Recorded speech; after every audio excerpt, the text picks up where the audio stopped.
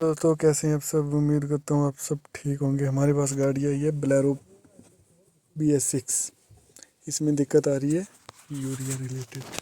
ये देखो BPF error, no start, indication आ रही है और कोड आ रहे हैं इसमें SCR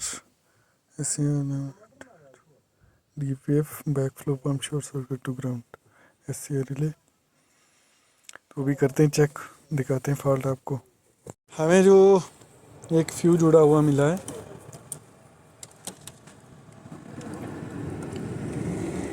देखो जरा ये वाला।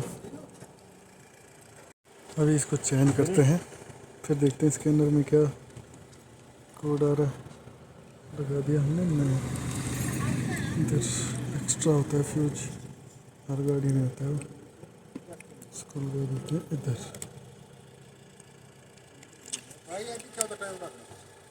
अभी देखते हैं कोड, इसमें स्विच ऑन करते हैं।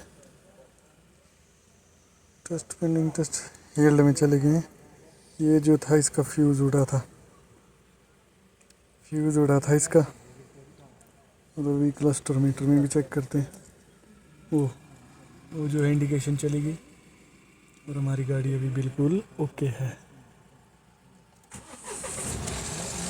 चेक लाइट आ रही है, ये हम कोड क्लियर करके देखते हैं। अभी करते हैं इसके कोड क्लियर।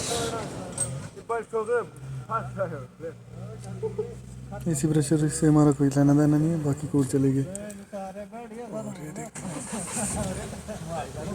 ठीक है, ओके।